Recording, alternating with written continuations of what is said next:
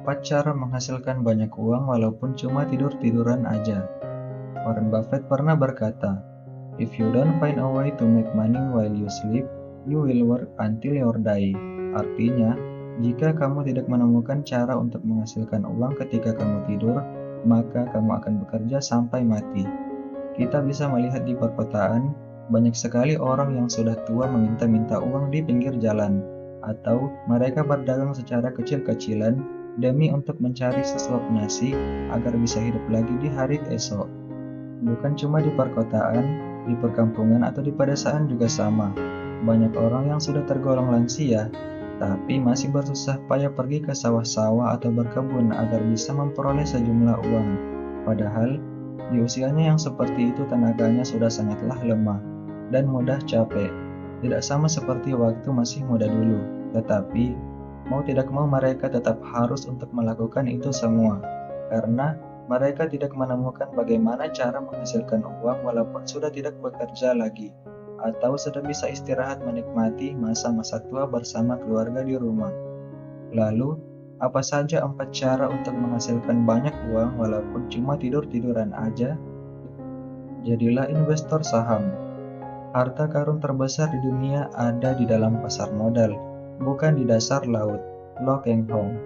Warren Buffett dan Lo Keng Hong adalah orang yang berhasil membuktikannya, dan banyak orang kaya di dunia ini yang menjadi semakin kaya karena berinvestasi di saham. Metode investasi yang dilakukan oleh Warren Buffett dan Lo Keng Hong adalah value investing. Mereka mencari saham-saham yang harganya lebih rendah dari nilai intrinsik atau nilai bukunya. Sebagai contoh, suatu saham dengan harga wajarnya berada di harga Rp1.000, tapi harganya saat ini berada di Rp200. Uang yang kamu investasikan katakanlah Rp500 juta. Jadi, dari total uang 500 juta yang kamu investasikan, kamu akan mendapatkan 2.500.000 lembar saham.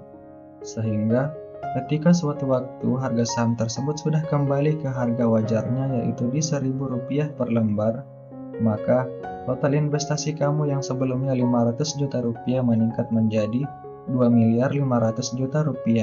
Ini belum termasuk jika ada pembagian dividen ya. Tentu lebih besar lagi dari ini nilai yang bisa didapatkan. Dan jika kamu gunakan lagi hasil keuntungan ini untuk berinvestasi ke saham-saham under value lainnya, maka bukan tidak mungkin kamu akan memperoleh 10 miliar pertamamu. Inilah manfaatnya jika menjadi investor saham dengan metode value investing, yaitu mencari saham-saham under value. Saham seperti ini biasanya akan kembali lagi harganya ke harga wajarnya, atau bahkan lebih tinggi lagi naiknya. Ini dikarenakan harga sahamnya saja yang sedang terdiskon, tetapi kinerja perusahaannya menunjukkan hasil yang gemilang. Jadi, yang kamu perlu lakukan adalah menganalisis saham-saham under value di pasar modal sebelum membelinya, kemudian menjualnya ketika harganya sudah kembali ke harga wajarnya. Hanya seperti itu pekerjaan seorang investor saham. Mencari saham-saham under value, menganalisanya, dan ketika harga saham perusahaan sedang turun, yang dilakukan seorang investor adalah menambah lagi jumlah pembelian sahamnya. Dan tidak usah panik, karena mereka tahu bahwa diri mereka sedang membeli saham perusahaan yang prospeknya bagus, dan membelinya di harga yang rendah. Itulah yang dilakukan oleh investor besar seperti Warren Buffett dan Lo Keng Hong. Sehingga, jika kamu mengikuti jejak seperti mereka, maka kamu juga bisa memiliki banyak waktu. Bahkan ditinggal tidur saja, aset saham ini tetap bisa menghasilkan banyak uang di masa depan. Sekedar informasi, buat kamu yang belum tahu aplikasi apa yang bagus digunakan untuk berinvestasi saham secara jangka panjang, saya merekomendasikan aplikasi Ajaib. Secara fitur, aplikasi ini mendukung banget buat yang masih baru di dunia saham. Untuk cara downloadnya, kamu bisa ikuti petunjuk yang ada di deskripsi video ini. Milikilah kos-kosan. Kos-kosan bisa menjadi aset yang sangat menguntungkan bagi si pemiliknya.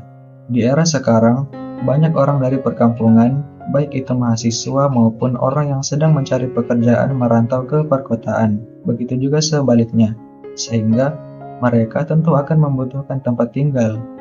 Biasanya, mereka akan lebih memilih dan mencari-cari kos-kosan dibandingkan rumah sewa. karena harga sewa kos-kosan yang lebih terjangkau. Dalam hal ini, disinilah hukum ekonomi berlaku. Jika terdapat sebuah kebutuhan, maka disitulah ada sebuah peluang. Yang bisa kamu lakukan sekarang sebagai orang yang mengetahui ini adalah berusaha memperbesar penghasilan kamu supaya bisa membangun kos-kosan sebanyak mungkin, agar keuntungan yang diperoleh juga bisa semakin banyak. Beli aset tanah. Penduduk dari tahun ke tahun mengalami peningkatan yang sangat luar biasa, sementara aset seperti tanah tidak ada pertambahannya sama sekali. Inilah yang membuatkan harga tanah di suatu daerah itu bisa meningkat pesat. Harga sebidang tanah di tahun sekarang sudah tidak sama seperti pada 10 atau 20 tahun yang lalu. Harganya bisa mengalami peningkatan 2-3 kali lipat atau bahkan berkali-kali lipat. Terlebih lagi jika di suatu daerah terdapat pembangunan-pembangunan, baik itu pembangunan untuk tujuan infrastruktur maupun industri, maka itu bisa mendorong harga sebuah tanah meningkat secara drastis. Ini bisa sangat menguntungkan jika kamu mengoleksinya sebanyak mungkin dari sekarang. Koleksi sawah sebanyak-banyaknya. Dari sawah, ada dua keuntungan yang bisa didapatkan walaupun bukan diri kita yang secara langsung mengerjakan sawahnya, yaitu yang pertama dari hasil panen padinya.